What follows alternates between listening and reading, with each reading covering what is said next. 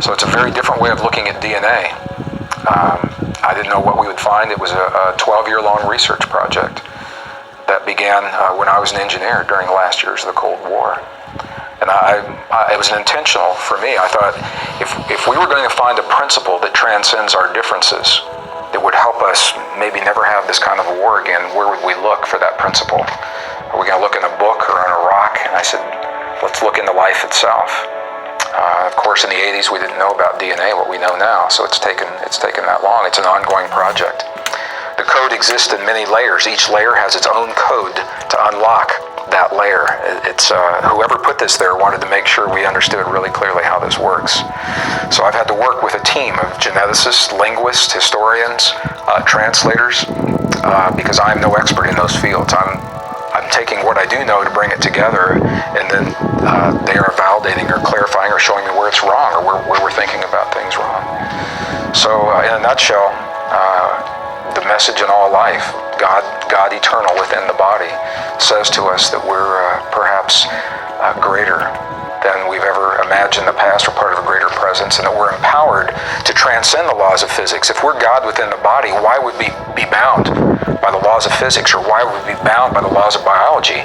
Those are relative laws. If we're God within the body, and it has nothing to do with religion. From my perspective, this is purely information, empowering information, helping us to understand who we are in the world. As we see the belief systems falling away that have led us into the 21st century, my feeling is that a new belief will have to be in place to support who we are and what we do believe. And I can imagine nothing greater than understanding that we truly are empowered to love and care for one another on almost infinite terms, and that we transcend the limits that we've believed in the past. And what a beautiful place to begin a new belief system in terms of who we are. So I'm very passionate about this work.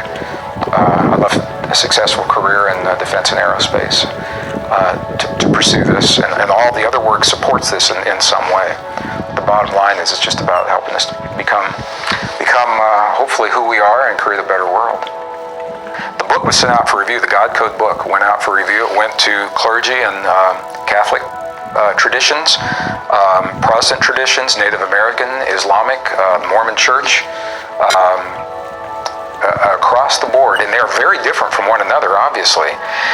All the feedback that we got was that they believed that this work supported their tradition. And to me, that was a beautiful sign that we've cut through the distortions to something that's true. The bottom line is that for all those traditions, we are here on purpose and we're part of a greater existence. And that's what this message says. The details that have developed over the centuries and the distortions, we look past those. Yes, I've seen a change. It's so huge. Sometimes it takes a while to sink in. I was with some very serious European audiences, really serious note-taking audiences. Good people, really great people. I like to take my programs overseas first. And what I know is if I can express an idea clearly to a foreign audience through a translator, then I'll probably be able to do it well with our friends here at home. And so I asked a question. I said, what would it mean to you? What would it mean to find a message encoded into the cells of your body? They were quiet just for a moment, and the Europeans said, well, Greg, it depends on what the message says. No, and I'm saying, we haven't got that far yet. I'm just asking you, what would it mean if it was there?